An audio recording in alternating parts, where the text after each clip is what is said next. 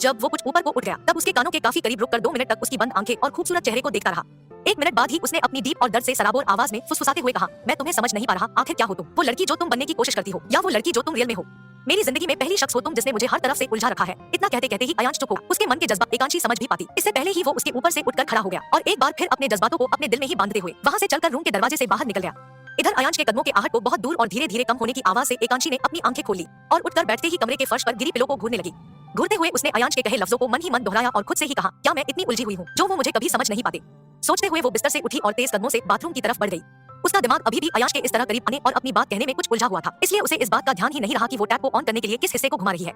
लेकिन उस पल वो अपने ख्यालों से बाहर निकल आई जब गलत टैप घुमाने की वजह से शॉवर से पानी गिरते हुए सीधे उसके शरीर को भिगाने लगा। शॉवर से गिरते पानी को देख उसने जल्दी से उसे बंद करना चाहा, लेकिन जब तक वो वहां मौजूद सभी शॉवर को घुमाकर ये पता करती कि शॉवर किस कंसील से बंद होगा, तब तक तो वो आधी से ज्यादा भीग चुकी थी और उसके बालों से पानी टपकते हुए फर्श पर और उसके चेहरे पर गिरने लगा था। एक बार जब शॉवर बंद हो गया तब उसने एक गहरी सांस भरी, लेकिन शॉवर का पानी इतना ठंडा था कि उसका शरीर ठिठुरने लगा था और ठंडे पानी को लगातार अपने चेहरे पर गिरता महसूस कर उसके दांत भी एक दूसरे में लगकर बजने लगे थे, जिससे उसने जल्दी से गीले कपड़ों को बदलने के बारे में सोचा और बाथरूम का दरवाजा खोल कमरे में दाखिल हो गई। लेकिन जल्द ही उसे याद आया कि उसका बैग तो लिविंग रूम में ही रह गया था जब अयांश उसे खींचते हुए अपने साथ लेकर चल रहा था। कमरे का तापमान एसी की वजह से कम था, इसलिए रूम में उसे और भी ज्यादा ठंड महसूस हो रही थी, इसलिए वो जल्दी से जाकर अपने बैग को कमरे में लाना चाहती थी। लेकिन अभी वो कुछ आगे बढ़ी ही थी कि तभी उसे अयांश के कदमों की आवाज एक बार फिर रूम के करीब आती सुनाई पड़ने लगी और वो जहाँ थी वही ठिठक गई। अगले ही पल अयांश ने कमरे का दरवाजा खोला और अंदर दाखिल होते हुए सीधे चलने लगा। उसे देखकर ऐसा लग रहा था जैसे वो कुछ लेने के लिए कमरे का तापमान सी की वजह से कम था, इसलिए रूम में उसे और भी ज्यादा ठंड महसूस हो रही थी, इसलिए वो जल्दी से जाकर अपने बैग को कमरे में ले आना चाहती थी। लेकिन अभी वो कुछ आगे बढ़ी ही थी कि तभी उसे अयांश के कदमों की आवाज एक बार फिर रूम के करीब आती सुनाई पड़ने लगी और वो जहाँ थी वही ठिठक गई। अगले ही पल अयांश ने कमरे का दरवाजा खोला और अंदर दाखिल होते हुए सीधे चलने लगा। उसे देखकर ऐसा लग रहा था जैसे वो कुछ लेने के लिए कमरे में आया था, पर ना जाने उसके मन में क्या आया, लेकिन वो रुक गया और अपने सिर को हल्का घुमाकर एकांशी को रूम के एक कोने में ऊपर से नीचे तक भीगे अवस्था में खड़ा देख कुछ हैरानी भरी एक्सप्रेशन से उसे घूरने लगा।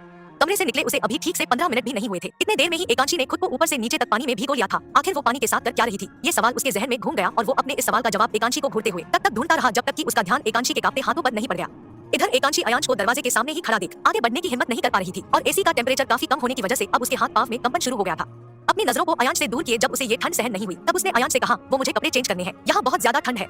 जब अयांश को एहसास हुआ कि एकांशी उससे कुछ कह रही है तब उसने अपनी नजरों को उसके कांपते हाथों से हटाकर उसके गुलाबी खूबसूरत होंठों पर टिका दिया। शायद ये ठंड की वजह से था, लेकिन एकांशी के होंठ इस वक्त सामान्य से अधिक आकर्षक दिखाई पड़ रहे थे। शरीर के ठंड का असर उसके होंठों और नाक के लालीपन से साफ झलक रहा था। अयांश को अपनी तरफ देखता हुआ देख एकांशी का डर और भी बढ़ गया था। अगले ही पल उसने अपने सिर को नीचे किया और दरवाजे की तरफ बढ़ गई, क्योंकि वो ये बात अच्छे से जानती थी कि उसे सर्दी कितनी जल्दी लग जाती थी, इसलिए उसने और देरी करना ठीक नहीं समझा और अयांश को दरवाजे से हटने का और इंतजार नहीं किया। एक बार जब वो दरवाजे के काफी करीब पहुंच गई तब अयांश बिना कुछ बोले ही दरवाजे के सामने से हट गया और एकांशी से अपनी नजर हटाकर वही रूम में लगे सोफे पर बैठने लगा। जब एकांशी ने उसे ऐसा करता देखा तब वो रूम से निकलने से पहले ही रुक गई और उसकी तरफ हल्का मुड़कर आश्चर्य से बोली, क्या आप बाहर नहीं जा रहे? उसके सवाल के जवाब में अयांश ने हर बार की तरह इस वक्त भी कुछ नहीं कहा और उसे एक बार फिर इग्नोर करते हुए अपने सूट के बटन को खोलने लगा।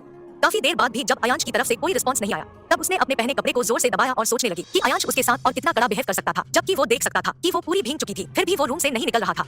ऐसे में वो कहां जाकर अपने कपड़ों को चेंज करती, सोचते हुए उसने एक बार फिर अयांश से कहा, मुझे कपड़े चेंज करने हैं। इस बार उसके आवाज में एक फ्रस्ट्रेशन महसूस कर अयांश खुद को उसकी तरफ देखने से रोक नहीं पाता और कुछ 1 मिनट रुकने के बाद अपनी वही जानी पहचानी ठंडी आवाज में उसके अब तक के सभी सवालों का एक ही जवाब देता है, क्या मैंने तुम्हें ऐसा करने से रोक रखा है? अयांश के जवाब के बाद एकांशी थोड़ा अजीब सा एक्सप्रेशन लिए उसे देखने लगी। ये ऐसा था जैसे वो उससे आगे भी कुछ कहना चाहती हो, लेकिन अयांश के अचानक बिगड़ने वाले मूड को याद करते हुए वो उससे कुछ भी ना कह पाई और वापस से मुड़कर लिविंग रूम चली गई। अपने बैग को बेडरूम तक खींचते हुए उसने कई दफा इसके बारे में सोचा कि वो कपड़ों को चेंज कहाँ करेगी, लेकिन जैसे कि उसके पास कोई भी दूसरा ऑप्शन नहीं था, उसने बाथरूम में ही कपड़ों को चेंज कर लेने का मूड बना लिया। बेड पर अपने बैग को उठाकर रखने के बाद उसने एक नजर फिर अयांश को देखा। वो अभी भी सोफे पर ही बैठा अपने फोन में कुछ देख रहा था। बार बार उसकी उंगलियां फोन की स्क्रीन पर आती और उसके 2 सेकंड बाद ही फोन से एक अजीब सी आवाज निकलने लगती। उस आवाज को सुन एकांशी को ये समझने में 1 मिनट भी नहीं लगा कि वो वहाँ बैठकर गेम खेल रहा था। वो इसलिए वहाँ से नहीं निकल रहा था ताकि उसे कपड़े चेंज करने में असहजता का सामना करना पड़े, या फिर वो ये साबित करना चाहता था कि उसकी किसी भी प्रॉब्लम से उसे कोई फर्क नहीं पड़ता था। 2 मिनट तक अयांश को यूं ही बेबस निगाहों से देखते रहने के बाद एकांशी मायूस सा बेड पर ही बैठ गई। अपने लिए अयांश के अंदर जरा भी रिस्पेक्ट ना देखकर उसका दिल एक बार फिर उदासी से घिर गया। लेकिन एसी के ठंडी हवा और भीगे कपड़ों की वजह से अब उसे इतनी ठंडी लगने लगी कि उसे छींके आनी शुरू हो गई। इधर अयांश भले ही गेम खेल रहा था, लेकिन उसका पूरा ध्यान सिर्फ और सिर्फ एकांशी पर ही ठहरा हुआ था। वो रूम से इसलिए भी नहीं जा रहा था क्योंकि उसे एकांशी की अजीब अटपटी हरकतें देखकर कहीं ना कहीं मजा आ रहा था। जब एकांशी को अपने सामने किसी के होने की आहट महसूस हुई तब अनायास ही उसने अपने सिर को उठा लिया और अपने बिल्कुल सामने अयांश को खड़ा देख वो भी बेड से उठ खड़ी हुई और अपने हाथों को मिट्टी बनाकर अपने कांप रहे शरीर को नियंत्रित करने की कोशिश करने लगी। तभी अयांश की आवाज उसके कानों में गूंजी, जो कि बर्फ की तरह ठंडी और कर्कश थी, तुम कपड़े चेंज क्यों नहीं कर रही? क्या तुम यही चाहती हो कि तुम बीमार पड़ जाओ? उसके बाद मैं तुम्हारी देखभाल करने में अपना वक्त जाया करूं? इतना कहते हुए अयांश चुप हो गया और आहिस्ते से अपने हाथ को उठाकर एकांशी की तरफ बढ़ा दिया। उसके शरीर पर पहने लॉन्ग शर्ट के बटन तक अपने हाथ को ले जाते हुए उसने एक बार फिर कहना शुरू किया, या फिर तुम चाहती हो कि ये काम मैं करूं? अगर तुम्हारा इंटेंशन किसी और चीज के लिए हो रहा है तो तुम मुझे साफ साफ कह सकती हो। अयांश की ये बात सुनने के बाद एकांशी को ये अच्छी तरह समझ आ गया कि वो किस बारे में कहना चाहता है। इसलिए वो वहाँ से बस किसी भी तरह से निकल जाना चाहती थी। जब वो उसी तरह खड़े प्रेशर को सह नहीं पाई, उसने धीरे से अयांश की तरफ बिना देखे ही कहा, नहीं आप मेरी हेल्प मत कीजिए, मैं बाथरूम में कपड़े बदल लूंगी, एक्सक्यूज मी। उसके इन शब्दों को सुनने के बाद अयांश के चेहरे पर एक हल्की मुस्कान तैर गई और उसने लगभग उसके इन बातों का मजाक बनाते हुए कहा, जब पहली बार बिना किसी रिश्ते के मेरे साथ हमबिस्तर होते हुए नहीं शर्माई थी, तो अब किस बात की acting, stop pretending to be shy. इतना क्या अयांश एकांशी के सामने से हट गया और बेड पर रखे उसके बैग को खोलने लगा। वहीं एकांशी उसके ऐसी बातों को सुनकर और भी अधिक शर्म को महसूस करने लगी। पहले ही ठंड से लाल हो चुकी नाक अब अयांश के शब्दों की वजह से कुछ गर्म होने लगी थी। अपने दिल के भीतर एक अजीब सी हलचल महसूस कर वो अयांश को फेस नहीं कर पा रही थी। उसके लिए ये कहना कि वो उसके शरीर से अच्छी तरह परिचित है सामान्य बात थी, लेकिन एक लड़की होने के तर्क से एकांशी इस समय नर्वसनेस में गड़ती जा रही थी। इधर बैग के चैन को दोनों तरफ से सरका लेने के बाद अयांश ने जैसे ही बैग को ओपन किया, उसकी नजर बैग में रखी बॉन्डेज किट पर पड़ गई, जो कि बैग में बाकी सामानों के ऊपर रखी हुई थी।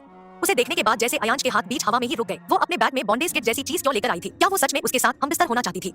अगर ऐसा है तो उसने जानबूझकर खुद को भिगोया तो नहीं था ना, ताकि वो उसके करीब होने का बहाना ढूंढ सके। उस किट को देखने के बाद अयांश के दिमाग में ये सारी चीजें घूम गई, जिससे उसके चेहरे पर एक नफरत की लकीर उभरने लगी और अगले ही पल उसने उठकर एकांशी को एक अजीब गुस्से और तिरस्कार भरी निगाहों से घूरना शुरू कर दिया। एक बार फिर अयांश को अपनी ओर देखता महसूस कर एकांशी ने अपनी पलकों को ऊपर उठाया और अयांश को एक नजर देख लिया। अचानक से उसके चेहरे पर उभरे ठंडेपन को देखने के बाद एकांशी ने आगे कुछ भी कहना या वहां रुकने के बारे में नहीं सोचा और अपने बैग से कपड़े लेने के लिए मुड़ गई। अपनी नजरों को बैग में रखे सामानों तक ले जाते हुए एकांशी के एक्सप्रेशन भी कुछ फिके और असहज से पड़ गए। उस बैग में अपनी किसी भी चीज को ना देखकर उसने जल्दी से बैग को बंद करके और उसे दोबारा खोल करके देखा। तब जाकर उसे एहसास हुआ कि वो जिस बैग को एयरपोर्ट से ही कैरी किए हुए थी, वो तो उसका अपना बैग था ही नहीं। चौंकते हुए उसने उस अजीब से बॉन्डेज किट को उठा लिया और उसे उलट पलट कर देखते हुए बोली, ये क्या है और मेरा बैग कहाँ चला गया? जब अयांश ने उसकी आवाज सुनी तब उसने भी अपने सिर को घुमाकर उसके हैरान और परेशान एक्सप्रेशन को देखा और अगले ही पल उससे पूछ लिया, क्या सच में तुम्हें ये नहीं पता कि ये क्या है? क्या ये तुम्हारे बैग से नहीं निकला? नहीं, ये मेरा नहीं है और ये बैग भी मेरा नहीं है। एकांशी ने जल्दी से खुद को एक्सप्लेन किया और उस बैग में रखे कपड़ों को देखने लगी। असल में उस बैग में किसी लड़के के शर्ट, पैंट और भी काफी कुछ ऐसी चीजें पड़ी हुई थी, जिसे देखने के बाद एकांशी और अधिक असहज हो गई और उसने जल्दी से बैग में वापस उस बॉन्डेज किट को डाल दिया। जब अयांश ने उसके घबराते एक्सप्रेशन और शरीर में ठंड की वजह से कंपन को बढ़ते देखा, तब उसने बिना कुछ भी एक्सप्रेस किए अपने हाथों को आगे बढ़ा दिया और उसके दोनों बाजुओं को पकड़कर अपनी ओर मोड़ते हुए बिना एक भी शब्द बोले उसे बेड के एक साइड में बैठा दिया। एकांशी को बैठा लेने के बाद उसने धीरे से उस बैग को बंद किया और उसे उठाकर रूम में ही एक बगल रख दिए। एकांशी के ड्रेस पर अभी भी पानी को मौजूद देख उसने काफी देर तक कुछ सोचा और फिर जल्दी से अपने बैग तक पहुंचकर उसने उसमें से एक व्हाइट शर्ट निकाल लिया। इस शर्ट को पहन लो और अगर तब भी ठंड लगे तो मेरे बैग से कुछ और भी यूज कर लेना।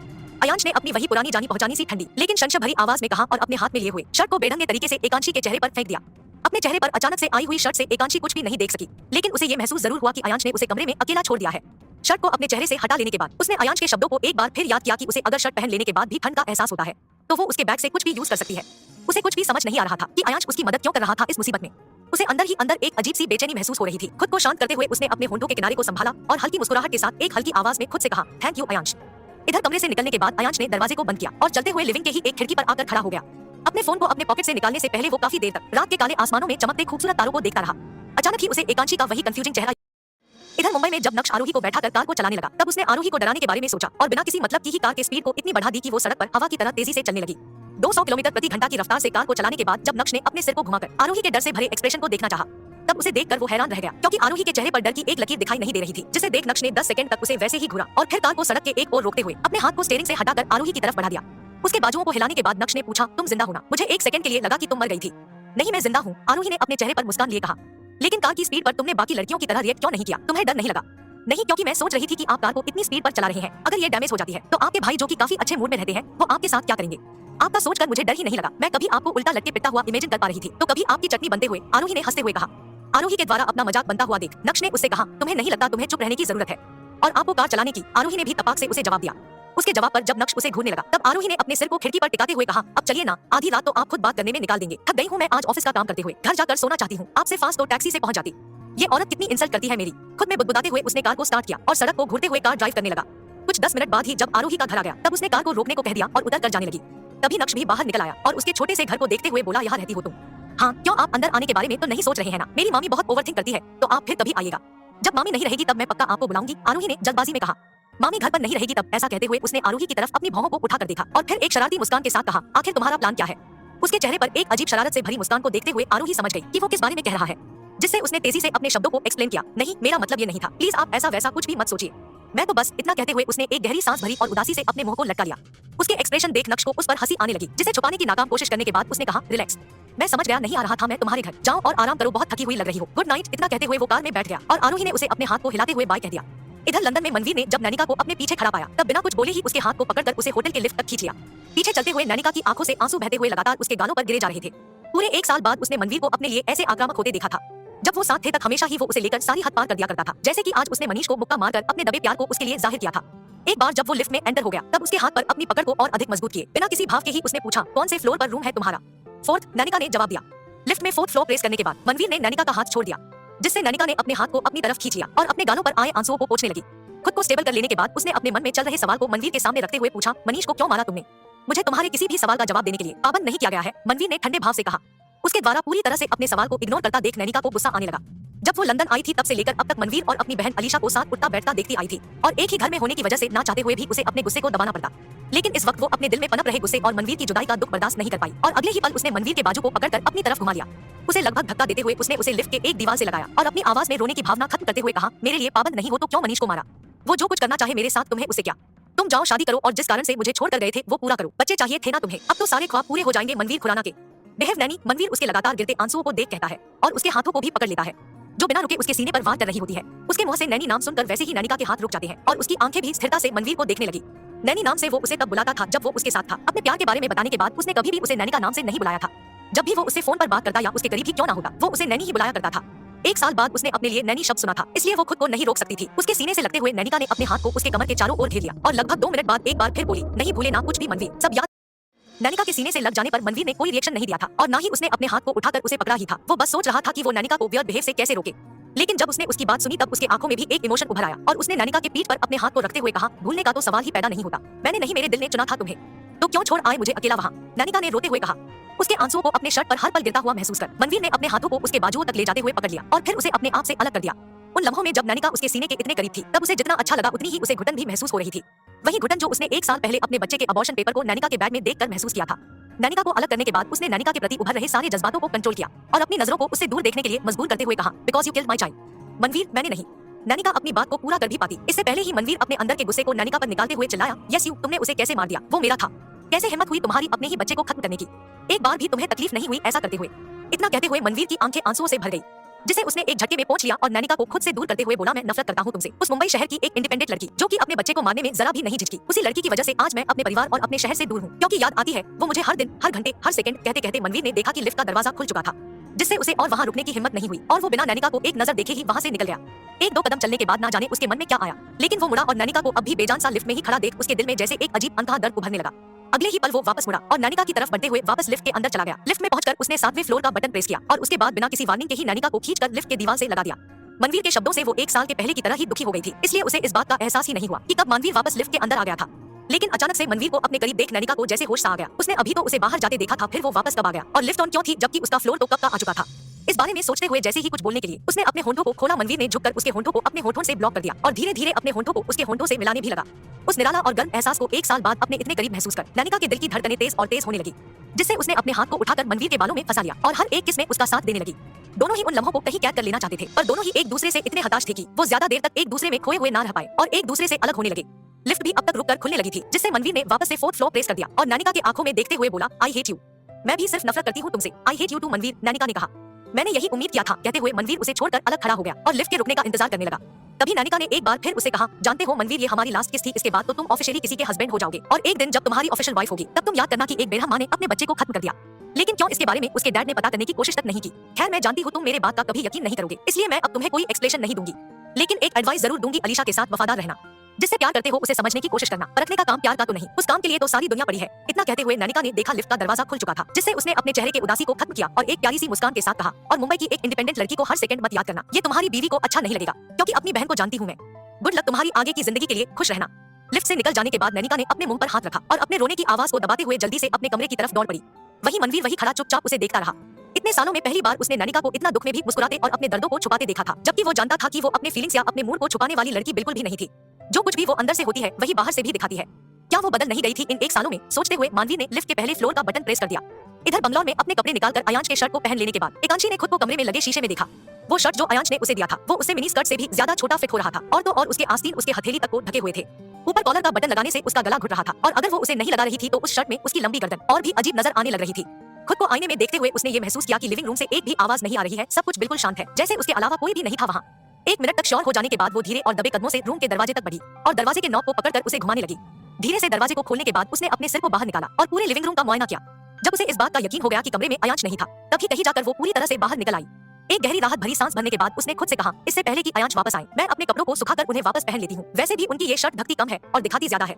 इतना कहते हुए वो मुड़ी और तेजी से रूम के अंदर चली गई। अपने गीले कपड़ों को उठाने के बाद उसने 1 मिनट तक उसे सुखाने का उपाय सोचा। पहले तो उसने होटल के ही लॉन्ड्री में कपड़ों को देने के बारे में सोचा, लेकिन कुछ देर में उसने अपना ये फैसला इसलिए बदल लिया क्योंकि कपड़े देने के लिए उसे बाहर जाना पड़ता या फिर किसी को अंदर बुलाना पड़ता, और अयांश के उस छोटे से शर्ट में वो ना तो बाहर जा सकती थी और ना ही किसी को अंदर ही आने दे सकती थी। एकांशी अभी 3-4 कदम चली ही थी कि तभी सोफे पर ना जाने कब से बैठा हुआ अयांश उठकर खड़ा हो गया। अचानक लिविंग रूम में अयांश से सामना होने से एकांशी थोड़ी असहज सी हो गई। शायद ये उसके पहने शर्ट की वजह से था, क्योंकि शर्ट में अयांश के सामने वो खुद को बिल्कुल एक्सपोज सा महसूस कर रही थी। अपनी नजरें नीचे किए उसने अपने गीले कपड़ों को नीचे पैरों तक सरका लिया और शर्म की वजह से खुद को ढकने की कोशिश करने लगी। सोफे के करीब खड़ा अयांश उसकी ये सारी कोशिशें साफ देख सकता था। वो समझ रहा था कि वो खुद को उसकी नजरों से ही छुपा रही है, लेकिन तब भी वो खुद को उसकी तरफ देखने से नहीं रोक पा रहा था। एकांशी के पतले मनोहर शरीर से अयांश की नजरें हट ही नहीं रही थी। उसकी आंखें जिनमें एकांशी को अपने करीब करने की लालसा साफ दिखाई दे रही थी। वो उसके शरीर से 1 सेकंड के लिए भी इधर उधर नहीं भटकी थी। उसकी खूबसूरती उसे इतनी अट्रैक्टिव लगी कि वो खुद को और अधिक नहीं रोक पाया और अपने लंबे कदमों के साथ एकांशी के बिल्कुल करीब पहुंच गया। इधर एकांशी अयांश की अधीर होते जज्बात और उसके चेहरे पर बेकरारी देख और अधिक असहजता में डूबने लगी, जिससे उसने अयांश से दूर हो जाने के बारे में सोचा और अगले ही पल लड़खड़ाती आवाज में उससे कहा, मैं सोने जा रही हूँ, गुड नाइट। इतना कह लेने के बाद वो तेजी से मुड़ी और अपने भीगे ड्रेस को अपने हाथ में लिए हुए ही बेडरूम के दरवाजे की तरफ बढ़ने लगी। लेकिन अभी वो अपने पहले कदम के बाद दूसरे कदम को उठा पाती, उससे पहले ही अयांश ने अपने हाथ को आगे बढ़ा उसके कमर को पकड़ लिया और बिना देरी के उसे खींचकर अपने सीने में लगा लिया। अयांश की ये हरकत इतनी तेज और एग्रेसिव थी कि एकांशी को संभलने तक का वक्त नहीं मिला और वो तेजी से खिंचते हुए अपने बैग को अयांश के सीने पर महसूस करने लगी। उसकी इस चौंकाने वाली हरकत से एक पल के लिए तो एकांशी की सांसें ही अटकी रह गई। उन लम्हों में वो सांस लेना ही भूल गई थी, लेकिन अपनी आंखों को फैलाए वो कुछ सोच पाती इससे पहले ही उसका ध्यान अपने कमर पर मूव होते अयांश के हाथ की तरफ खिंच गया। वो जेंटल तरीके से धीरे धीरे उसकी कमर को अपने बाहों में भर रहा था। उसकी लंबी और तप्त सांसें वो अपने कंधे पर आसानी से महसूस कर सकती थी। वहीं अयांश को उसके बालों से वही जानी पहचानी सी भीनी और मीठी खुशबू आ रही थी, जो कि वो हमेशा से एकांशी के करीब होने पर महसूस किया करता था। उसके कमर पर अपने हाथों को फेरने के बाद उसकी कमर उसे ठंडा मालूम पड़ रही थी, जो कि जाहिरी तौर पर गीले कपड़ों को काफी वक्त तक पहने रहने की वजह से था। शायद इसीलिए उसने अपने बाहों से उसे घेर रखा था ताकि वो कुछ गर्माहट महसूस कर सके। हालांकि वो उसके बालों से आती खुशबू और उसके आधे दिखते जिस्म को देखकर कुछ बेचैन सा जरूर होने लगा था। इमोशन की लहर में बहते हुए उसने धीरे धीरे एकांशी को अपनी तरफ घुमा लिया और उसके पतले आकर्षक गुलाबी होंठों को अपने अंगूठे के सहारे दबाने लगा, जिससे एकांशी के गाल शर्म से लाल और कुछ हद तक गर्म पड़ने लगे। क्योंकि अयांश की भावनाएं इस वक्त पहले के नजदीकियों से काफी अलग और जेंटल थी, इसलिए उसके चेहरे पर कुछ उलझन के भाव भी साफ दिखाई दे रहे थे, जिसे अयांश बड़ी आसानी से नोटिस कर पा रहा था। उसके होंठों की तरफ झुकने से पहले अयांश काफी देर तक उसके होंठों को अपने अंगूठे से दबाता रहा और फिर आहिस्ते से झुककर उसके होंठों को अपने होंठों से जोड़ लिया। धीरे धीरे वो उसे गहराई से किस करने लगा, लेकिन एकांशी किसी भी तरह से उसका साथ नहीं दे रही थी, जिससे वो थोड़ा हतोत्साह जरूर होने लगा था। कहीं ना कहीं उसके दिल में ये बात जगह बनाने लगी कि एकांशी कभी भी उसे अपने पूरे दिल से प्यार नहीं करेगी। वो तो उस रात की वजह से उसे शादी करनी पड़ी थी, वो भी तब जब उसने मीडिया के सामने ये अनाउंस कर दिया कि वो एकांशी से शादी करेगा। शायद यही वजह थी कि वो उसके साथ जबरदस्ती के रिश्ते में बंध गई थी, वरना वो तो बस उसके साथ एक रात बिताना चाहती थी। किस करते हुए जब अयांश के दिमाग में ये सारी बातें आने लगी, तब ना चाहते हुए भी वो कुछ आक्रामक सा हो गया और उसने एकांशी के बाजुओं को पकड़कर उस पर तेज दबाव बनाना शुरू कर दिया। अचानक से अयांश की हथेलियों को अपने बाजुओं पर कसता हुआ महसूस कर एकांशी के शरीर में कपकपी सी उठने लगी। उसे एक बार फिर उस सुबह में अयांश द्वारा किया गया बुरा और दर्दनाक बिहेवियर याद आने लगा, जिससे उसने अपने स्थिर हाथों को उठाकर उसके सीने पर रखा और उसे खुद से दूर धकेलना शुरू कर दिया। एकांशी के इस हरकत से अयांश का चेहरा एकदम ठंडा पड़ गया। एक बार को उसके दिल में उसके होंठों को छोड़ने का ख्याल भी आया, लेकिन फिर भी वो खुद को उसके करीब होने से रोकने में असफल रहा। शायद अब तक उसे इस बात से गुस्सा भी आना शुरू हो गया था कि एकांशी उसे खुद से दूर कर रही थी, वो उसका साथ नहीं देना चाहती थी। इसी वजह से अब वो उसे लगातार चूम रहा था। ये किस ऐसी जिसमें न तो अयांश का प्यार ही जाहिर हो रहा था और न ही उसकी नफरत ही दिखाई दे रही थी। एकांशी के नाजुक हाथों को अपने सीने पर धकेलता हुआ महसूस कर अयांश की पकड़ और अधिक तंज हो गई और वो उसे किस करते हुए ही धकेलने लगा। एक बार जब वो बेडरूम के दरवाजे तक पहुंचे, तब दरवाजा खुला ना होने की वजह से अयांश रुक गया। उसने एकांशी से खुद को अलग किया और अपने हाथ को उसके कमर में फंसाते हुए दूसरे हाथ से दरवाजे को खोलने लगा। इधर अपने होंठों को आजाद पाकर एकांशी ने जल्दी से अपने हाथ को उठाकर अपने होंठों को पोंछा और कांपती से आवाज में उसे कहा, अयांश मैं नहीं चाहती, मैं नहीं चाहती। ये शब्द अयांश के कान में जैसे ही पड़े वो रुक गया। उसकी आंखों की पलकें कुछ हल्की सी कांप गई। इन शब्दों को सुनकर वो उसके प्यार को रिजेक्ट कर रही थी। ये बात अयांश को दिल ही दिल में हर्ट करने लगी और उसे ऐसा लगने लगा जैसे एकांशी उसके इमोशन का मजाक बना रही थी। वो कितनी ही बार उसके साथ हमबिस्तर हो चुकी थी, लेकिन अब जब वो उसे सच में अपने पूरे दिल से प्यार करना चाहता था, तब वो उसके साथ और अधिक रिश्ता नहीं रखना चाहती थी। क्या वो उसके एहसास से ऊब गई थी या फिर नक्श का साथ पाकर वो उससे अपना पीछा छुड़ाना चाहती थी?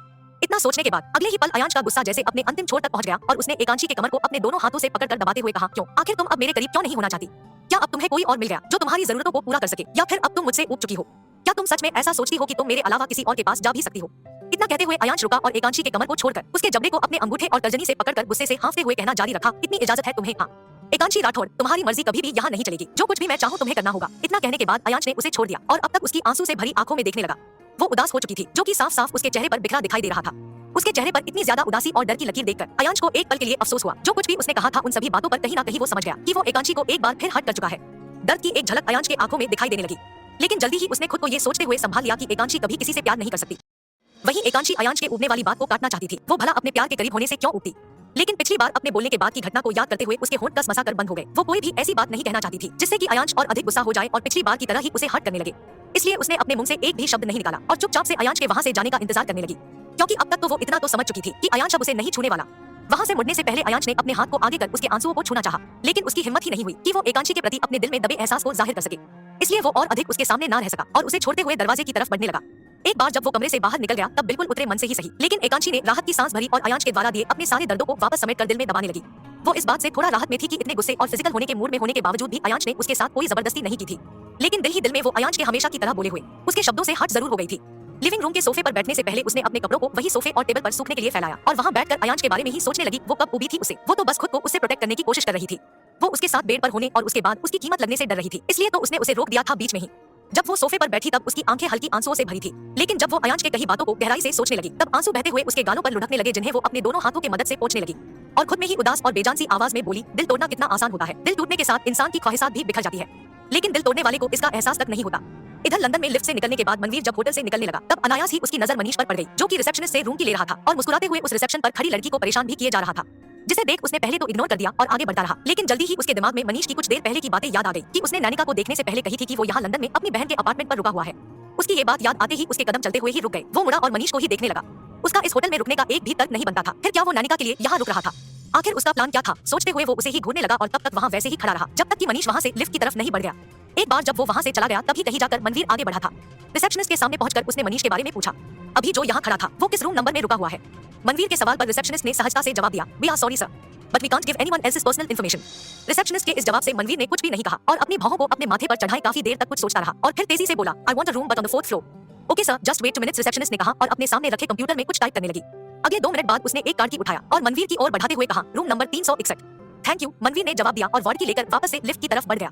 रूम तक पहुंचने के रास्ते में वो लगातार नैनिका की कही बातों के बारे में ही सोचने लगा। उसकी सारी बातें उसे क्लियर थी, लेकिन वो बात जो उसने बच्चे के डैड के लिए कही थी वो उसे कुछ कंफ्यूज जरूर कर रही थी। उसने बच्चे का अबॉर्शन क्यों करवा दिया, ये बात उसके डैड ने कभी पता करने की कोशिश नहीं की। ये वाक्य बार बार उसके जहन में घूमे जा रहे थे। वो सोचने लगा था कि वो कहीं कुछ गलती तो नहीं कर रहा है ना। नैनिका होटल में रह रही है, इसका मतलब साफ था कि वो उसकी और अलीशा की शादी नहीं देख पा रही थी, और अगर वो ये नहीं सहन कर पा रही थी उसका एक ही मतलब निकलता था कि नैनिका अभी भी उससे प्यार करती है। लेकिन अगर वो अब तक उसके प्यार को भूल नहीं पाई है तो अयांश से शादी के लिए तैयार कैसे हो गई थी? एक के बाद एक उसके मन में चल रहे सवाल उसे काफी परेशान कर गए और अब वो ठीक से कुछ भी सोच नहीं पा रहा था। इसलिए जब वो अपने ख्यालों से बाहर निकला तब उसने देखा कि वो तो अपने रूम से कई कदम आगे आ गया था। इसलिए वो मुड़ा और वापस से चलने लगा, लेकिन वो अपने कमरे में जाने से पहले नैनिका किस रूम में ठहरी थी इसका पता करने के लिए अपने फोन को बाहर निकाल लिया। 1 साल पहले उससे ब्रेकअप करने के बाद उसने अपने सेल फोन को बदल लिया था और कभी भी उसे ना तो मैसेज किया था और ना कभी कॉल ही लगाया था, जिससे आज उसके नंबर पर कॉल मिलाने से पहले उसका मन थोड़ा झिझका। लेकिन नैनिका को मनीष से प्रोटेक्ट करने के लिए उसने अपने ईगो को पूरी तरह भूलते हुए उसे कॉल मिला दिया। क्या होगा कहानी में आगे? पहले तो काफी देर तक किसी ने कॉल रिसीव नहीं किया, जिससे मनवीर अपने कान से फोन को नीचे लाने लगा। तभी उसका फोन पर हल्की वाइब्रेशन हुई और दूसरी तरफ से आवाज आई, हेलो कौन है? उसकी इस आवाज में रोने की भाव और भारीपन को सुनते हुए मनवीर को कुछ भी जवाब देने की हिम्मत ही नहीं हुई, जिससे नैनिका एक बार फिर बोली, अगर कुछ भी नहीं कहना तो मैं कॉल कट कर रही हूँ। कॉल कट करने की बात सुनकर मनवीर तेजी से बोला, अपना कमरा नंबर बताओ। बिना कोई सवाल किए अपनी बात खत्म होने के बाद मनवीर ने फोन की दूसरी तरफ से कुछ नहीं कहा और कॉल को डिस्कनेक्ट कर दिया।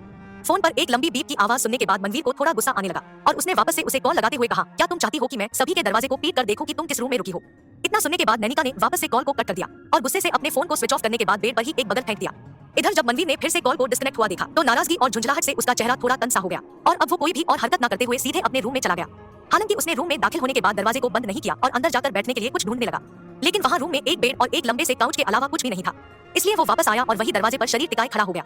नैनिका के नेचर से अच्छी तरह वाकिफ होने से वो ये बात जानता था कि नैनिका कुछ ही देर में अपने कमरे से बाहर निकलकर होटल लॉबी में जरूर झांकेगी। ठीक उसकी सोच की तरह ही उसने 15 मिनट बाद एक रूम के दरवाजे को हल्का खुलता हुआ देखा और फिर उस दरवाजे से एक सिर भी बाहर निकला जो कि नैनिका का ही था।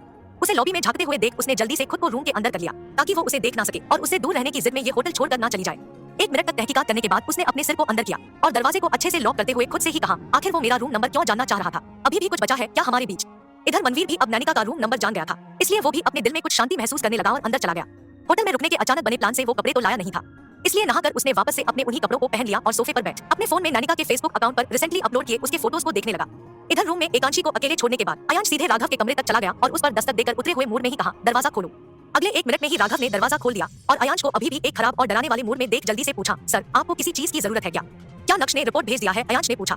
जी सर, राघव ने जल्दी से जवाब दिया। अपने इतना कहने के बाद राघव ने नोटिस किया कि अयांश कहीं खोया खोया सा था। जितना वो गुस्से में नजर आ रहा था उतनी ही उदासी भी उसके चेहरे पर बंधी दिखाई पड़ रही थी, जिससे राघव ने अयांश को अंदर आने को कहा और फिर उससे पूछा, सर क्या आप उसे अभी देखना चाहते हैं?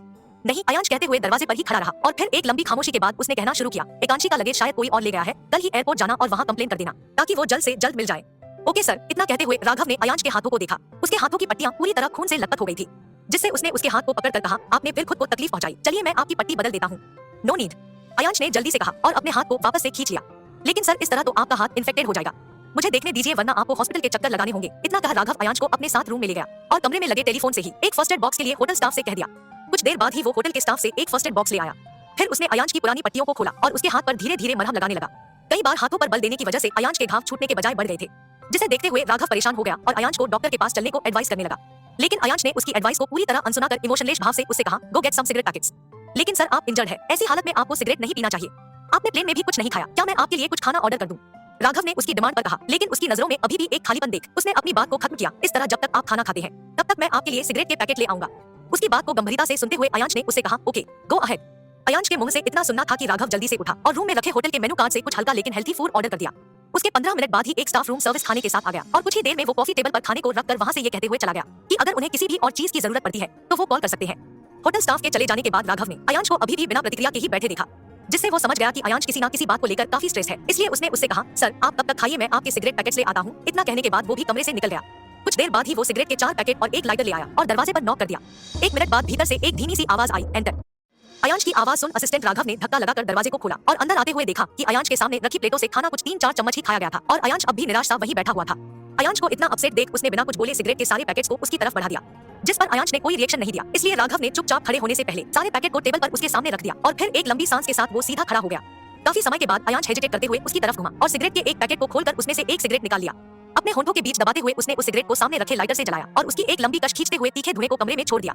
ऐसे कई लंबी कश को खींचते रहने के बाद अयांश ने देखा कमरा धुएं से भरने लगा था, जिससे वो अपनी जगह से उठा और कमरे में लगे पूरी लंबाई वाली खिड़की पर खड़ा हो गया। पहले सिगरेट को खत्म करने के बाद वो राघव की तरफ हल्का सा मुड़ा और उसे देखते हुए एक और सिगरेट देने का इशारा कर दिया। एक पल के बाद ही उसके हाथ में दूसरी सिगरेट राघव द्वारा ये कहते हुए दे दी गई कि उसे बिना खाना खत्म किए इतना अधिक स्मोक नहीं करना चाहिए। लेकिन अयांश उसकी कहां सुनने वाला था। उसने वापस से उस सिगरेट को भी जला लिया और उसके कश को खींचते हुए अचानक से रुक गया। एक हल्की खांसी के बाद उसने दबी लेकिन सुनाई पड़ जाने वाले लहजे में कहा, मेरे रूम पर भी डिनर भिजवा दो और श्योर करना कि खाने के बाद दिए जाने वाले ड्रिंक में कुछ भी ठंडा ना हो। इतना कहने बाद अयांश खामोश हो गया, जैसे वो फिर से कुछ सोचने लगा था। अगले 1 मिनट बाद वो फिर से बोला, एक काम करो, खाने के बाद एक अदरक वाली गर्म चाय उसके लिए भिजवा देना, और हाँ, ये सब कुछ फीमेल स्टाफ या वेट्रेस से ही रूम में भिजवाना। राघव अयांश के इंस्ट्रक्शन को फॉलो करने से पहले कुछ देर रुककर सोचने लगा कि आखिर अयांश इतनी रात को एकांशी के लिए गर्म चाय क्यों भिजवा रहा है।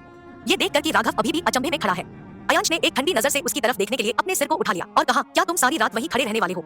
अयांश को नाराजगी से बोलता सुन राघव एक आह की आवाज के साथ कमरे से बाहर निकल गया। एकांशी के लिए खाना और एक गर्म अदरक वाली चाय अपने देख रेख में एक फीमेल वेट्रेस के हाथों से पहुंचवाने के बाद राघव लगभग 10 मिनट बाद कमरे में वापस आ गया। राघव को वापस कमरे में देख अयांश ने ठंडे भाव से ही उसे पूछने के लिए अपने शरीर को उसकी तरफ मूव किया और पूछा, क्या तुमने खाना और चाय वहां पहुंचवा दिया? अयांश के चेहरे पर थोड़ा रिलीफ और हल्कापन देख राघव ने इस सिचुएशन में थोड़ा हिचकिचाने के बाद अयांश की तरफ बढ़ते हुए कहा, सर, लेकिन मिसेस आदित्य ने रूम के अंदर खाना नहीं लिया, बल्कि उन्होंने खाने को वही बाहर ही छोड़ने को कहा और वहां से मुझे और वेट्रेस को जाने को कह दिया, यहाँ तक कि उन्होंने दरवाजा भी नहीं खोला। राघव की बात सुन अयांश सिगरेट को वापस अपने मुंह में रखने से पहले काफी देर के लिए कुछ सोच में डूब गया। लेकिन इससे पहले कि वो आगे कुछ कहता उसने सुना कि राघव अब भी कुछ कहना चाह रहा है, जिस पर अयांश ने उसे अपनी बात कहने का इशारा कर दिया। सर, मिसेस आदित्य काफी ठीक रही थी। कमरे के बाहर मैं लगभग 3 से 4 मिनट ही खड़ा रहा था, लेकिन इतनी देर में ही मिसेस आदित्य ने कई बार छींका और उन्हें खांसी भी आ रही थी, राघव ने कहा। अयांश की हरकतें अचानक से बंद हो गई और फिर सिगरेट पर उसकी उंगलियां थोड़ी सी और कस गई। उसने रात के आसमान को एक निगाह देखा और लगभग 2 सेकंड बाद उसने सिगरेट को नीचे फेंक कर पैर से कुचल दिया, ऐसा कि जैसे अब वो और वहां खड़े होकर सिगरेट नहीं पीने वाला था। कमरे के दरवाजे की तरफ बढ़ने से पहले अपने सिगरेट के सभी पैक्स को पैंट के पॉकेट में रखा और राघव को एक नजर भर देखते हुए कहा, मेल चेक कर लेना और आगे कोई इशू हो तो मुझे कल दिखा देना। कमरे से निकलने के बाद अयांश अपने रूम में जाने के बजाय सीधे रिसेप्शन की तरफ चला गया। वहां पहुंचकर उसने वहां की लड़की से मेडिकल शॉप का एड्रेस लिया और एक कैब कर शॉप से कोल्ड की मेडिसिन ले आया। कोल्ड की पिल्स लिए कमरे के अंदर जाने से पहले वो झिझका, लेकिन कुछ सोचते हुए उसने दरवाजे पर अपना कार्ड लगा दिया, जिसके 1 सेकंड बाद ही दरवाजा खुल गया और वो अंदर दाखिल हो गया। रूम का सीलिंग फैन अब भी ऑन था और पूरा कमरा बुरी तरह ठंडा था। हालांकि वहां का सी ऑन नहीं था, लेकिन वो खिड़की जो उसने जाने से पहले खोला था वो अभी खुली हुई ही थी और उसमें से रात की ठंडी हवा अंदर आ रही थी। शायद इसी वजह से कमरे का तापमान सामान्य से कुछ हद तक ठंडा हो गया था, इसलिए उसने सबसे पहले खिड़की को बंद करने के बारे में सोचा और चलने लगा। लेकिन सोफे के दूसरे बगल पहुंचते ही उसकी नजर एकांशी पर पड़ गई, जो कि शर्ट के ऊपर उसका उतारा हुआ ब्लेजर, जो यहाँ से जाने से पहले उसने सोफे पर ही छोड़ा था, उसे उसने पहन लिया था और अपने फोन को सीने पर रखे सो चुकी थी। सोफे के सामने रखे टेबल पर खाने और चाय को वैसे ही बिना खत्म किए पड़ा हुआ देख अयांश ने मेडिसिन के पैकेट को भी टेबल पर ही आहिस्ते से रख दिया और सोई हुई एकांशी के सीने से उसका फोन धीरे से उठाकर अपने हाथ में ले लिया। उसे और अधिक गहराई और संजीदा नजरों से देखते हुए अयांश वही फर्श पर घुटनों के बल बैठ गया और अपनी उंगलियों को उठाकर उसने चेहरे को छूना चाहा, लेकिन ऐसा करने से पहले ही वो कुछ रुक सा गया। उसे एक पल में ही याद आ गया कि अभी कुछ देर पहले ही एकांशी ने उसे अपने करीब होने से रोक दिया था, जिससे अयांश के दिल में एक बार फिर उदासी और अकेलेपन का एहसास जगह बनाने लगा। उन लम्हों में वो कुछ कंफ्यूज सा हो गया एकांशी के लिए अपने दिल में फीलिंग को लेकर। ना तो वो उससे नफरत ही करना चाहता था और ना उसके प्यार में ही पड़कर खुद को फिर से किसी से दूर होने की तकलीफ को झेलना चाहता था। उसके नजर में एकांशी जिस तरह की लड़की थी, उसके हिसाब से वो उसे कभी भी छोड़कर जा सकती थी और अगर वो उसके आसपास होने का आदी हो जाता है तो उसके जाने के बाद उसे वैसी ही तकलीफ होगी जैसे कि अपने पेरेंट्स को खोने के बाद उसने महसूस की थी। उसके चेहरे को बिना छुए ही उसने अपने हाथ को नीचे किया और वहां से उठ बेडरूम में जाकर एक ब्लैंकेट ले आया। उस ब्लैंकेट को एकांशी के शरीर पर फैलाते हुए एक बार फिर वो उसके चेहरे की तरफ झुका और उसके होंठों पर एक हल्की एहसास न होने वाली चुंबन को रख दिया। अगले ही पल उससे अलग होते हुए अयांश ने उसके सोते मासूम से चेहरे की तरफ देख मन ही मन सोचा, काश मैं अपनी नफरत और जज्बातों को बर्फ पर लिख पाता और उसके बाद उस पर सूरज की रोशनी पड़ने का इंतजार करता। पहली सुबह रेडी हो जाने और कमरे से निकलने के पहले अयांश ने एक नजर एकांशी को सोफे पर यूं ही लापरवाही से सोते देखा। उसे देख उसकी आंखों में इमोशन साफ झलकने लगे थे। रात में एकांशी द्वारा उसे रोक देने से वो तब से खुद में ही घुट रहा था और यही वजह भी थी कि वो पिछली रात ठीक से सो नहीं सका था। नींद ठीक तरह से पूरी ना होने से उसकी आंखों के आगे कुछ हल्के डार्क सर्कल बन गए थे और चेहरा भी कुछ मुरझाया हुआ सा दिखाई पड़ रहा था। वो धीरे धीरे दरवाजे की तरफ मुड़ गया और कमरे को छोड़कर बाहर की तरफ जाने लगा। होटल के लंबे से लॉबी में चलते हुए उसने अपने फोन में राजवी का नंबर डायल कर दिया। उसे अपने कान से लगाकर कुछ 15 सेकंड रुका। कॉल रिसीव होते ही उसे राजवी की वही एक्साइटमेंट और एनर्जी से भरी आवाज सुनाई पड़ी जो कि कह रही थी, अयांश तुमने मुझे कॉल किया, तुम्हें कुछ काम है क्या? उसकी एक्साइटमेंट और फोन पर चिल्लाने की आवाज से अयांश का ठंडा चेहरा और अधिक बेजान सा हो गया और उसने बिल्कुल स्ट्रेट लाइन में कहा, 10 मिनट में रेडी होकर मुझे होटल के एंट्रेंस पर मिलो। इतना कहते हुए अयांश ने दूसरी तरफ की आती आवाज को सुनने की भी जहमत नहीं की और फोन कॉल को डिस्कनेक्ट कर दिया और सीधे चलते हुए लिफ्ट के अंदर चला गया। 10 मिनट बाद जब राजवी नीचे आई तब उसका चेहरा संदेह और सवालों से भरा हुआ दिखाई दे रहा था, लेकिन उसने चेहरे पर इतनी निपुणता से मेकअप किया था कि होटल में मौजूद सभी स्टाफ और गेस्ट उसे ही देख रहे थे। हालांकि उनके आकर्षण का केंद्र उसका पहना हुआ ड्रेस भी हो सकता था, क्योंकि उसने एक ब्लैक जीप की मिनी फ्रॉक पहन रखी थी जिसमें उसके लंबे पैर और बदन का आधा हिस्सा साफ साफ झलक रहा था। होटल के एंट्रेंस पर अयांश को खड़ा देख उसने अपने चेहरे पर एक उत्साहित मुस्कान बनाई और आगे बढ़कर उसकी बाजू पकड़े हुए बोली, क्यों बुलाया मुझे? इतना कहते हुए उसने अपने शरीर के स्पर्श को अयांश के बॉडी से छुआना चाहा और ये भी नोटिस कर लिया कि अयांश वहाँ अकेला ही आया था, एकांशी वहाँ नहीं थी। इसका मतलब साफ था कि वो उसके साथ ही वक्त बिताना चाहता है, जिससे उसने अयांश को और उकसाने के लिए अपने जिस्म को उसके और अधिक करीब ले आई। जब अयांश को राजवी की ये हरकत अपने शरीर पर महसूस हुई तो बिना किसी इमोशन के आक्रामक तरीके से उसने उसे दूर झटक दिया। चूंकि राजवी ने हाई हील्स पहने हुए थे तो अयांश के यूं धकेलने से वो लड़खड़ा कर जमीन पर गिरते गिरते बची, जिससे उसे अयांश का ये ठंडा बिहेवियर थोड़ा गुस्सा दिलाने लगा। खुद को संभालते हुए उसने अयांश को एक नजर देखा और कहा, क्या तुमने मुझे गिराने के मकसद से बुलाया है? अयांश जो कि उसकी हर हरकत अच्छे से समझ चुका था, उसने उसकी बात को पूरी तरह से इग्नोर किया और आगे बढ़कर कैब की तरफ बढ़ गया जो कि उसी ने बुक किया था। वहां आने से पहले कैब में एंटर होने से पहले वो बिना मुड़े ही नाराजगी और अशिष्टता से कहा, कैब के अंदर आ जाओ, मेरे पास तुम्हारे यूजलेस सवालों का जवाब नहीं है। इतना कहते हुए अयांश कैब के अंदर चला गया और अपनी तरफ का दरवाजा भी बंद कर दिया। अयांश के अयुक्त व्यवहार को देख राजवी का मूड थोड़ी देर के लिए अपसेट हुआ, लेकिन उसने खुद का मूड इस वजह से ठीक कर लिया कि अयांश उसके साथ कहीं जा रहा था और एकांशी उनके बीच नहीं थी, तो वो इस मोमेंट को अपने गुस्से की वजह से बर्बाद नहीं कर सकती थी। इसलिए वो चुपचाप से कैब के दूसरी तरफ का दरवाजा खोलते हुए उसमें बैठ गई और मुस्कुराते हुए अयांश से पूछने लगी, हम कहाँ जा रहे हैं? क्या तुम मुझे ये बताना नहीं चाहते? उसके सवाल को अपने नेचर के हिसाब से इग्नोर करते हुए अयांश ने अपने फोन के लॉक को खोल लिया और उसमें एक नंबर डायल कर कॉल रिसीव होने का इंतजार करने लगा। अगले 10 सेकंड बाद वो बोला, सॉरी मिसेस सेन, हम आज मीटिंग नहीं कर सकते। मेरे असिस्टेंट ने आपको इन्फॉर्म कर दिया होगा इसके बारे में, लेकिन फिर भी मैं खुद आपसे उसके लिए अपॉलॉजी करना चाहता हूँ। मीटिंग कैंसिलेशन की बात सुन राजवी अब थोड़ी और संदेहित हो गई। अपने काम को आगे रखने वाला अयांश आज खुद ही मीटिंग रद्द कर रहा था और तो और बिना एकांशी को साथ लिए वो उसे कहीं लेकर भी जा रहा था। तो क्या वो उसे किसी दूसरे होटल या किसी सुनसान जगह पर ले जाना चाह रहा था जहां वो उसके साथ कुछ कीमती वक्त बिता सके? आखिर वो ये सब क्यों कर रहा था? उसके इरादों के बारे में कल्पना करते हुए राजवी का चेहरा खिल उठा और वो अयांश के आकर्षित चेहरे की तरफ देखकर मुस्कुराने लगी। तभी कैब एक जगह आकर रुक गई और वो अपने अद्भुत ख्यालों से बाहर निकल आई। कैब की विंडो से झांकने पर राजवी ने पाया कि उसके सामने एक बड़ा सा शॉपिंग मॉल था जो आमतौर पर काफी एक्सपेंसिव और लिमिटेड चीजें सेल किया करता था। बैंगलोर के इस शॉपिंग मॉल के बारे में उसने कई बार इंटरनेट साइट था और ये तय किया था कि वो इस बिजनेस ट्रिप के दौरान इसमें शॉपिंग करने जरूर जाएगी, लेकिन ये बात उसने कभी भी अयांश से शेयर नहीं की थी। फिर वो उसे यहाँ क्यों लेकर आया था सोचते रहने और 2 मिनट बाद वो कैब से निकल आई और एक बार फिर अयांश से बोली, अयांश क्या तुम्हें शॉपिंग करना है? शॉपिंग मॉल की तरफ बढ़ते हुए अयांश ने राजवी को एक ठंडी नजर देखा और एक बार फिर उसके सवालों को इग्नोर कर दिया, जिस पर राजवी भी उसके पीछे दौड़ी और अपने सवाल को दोहराते हुए बोली, अगर तुम्हें शॉपिंग करनी है तो मुझे क्यों लेकर आए? क्या तुम मेरे लिए भी कुछ? वो इतना ही बोल पाई थी कि तभी उसकी बात को बीच में ही काटते हुए अयांश ने कहा, go choose the dress, makeup and sandals for the girl. लड़की के लिए कपड़े और मेकअप। अयांश के इन शब्दों से राजवी थोड़ी देर के लिए सोच में पड़ गई कि वो किसके लिए ये सारी चीजों को लेने की बात कर रहा था। एक पल के लिए उसे ऐसा लगा कि अयांश एकांशी के लिए शॉपिंग करने आया था, लेकिन अगले ही पल उसने सोचा कि अगर वो एकांशी के लिए ये सब खरीदने आता तो एकांशी को अपने साथ लेकर आता, ना कि उसे। इसका मतलब था कि वो उसके लिए ही ये सारी चीजें सेलेक्ट करने की बात कर रहा था। तो क्या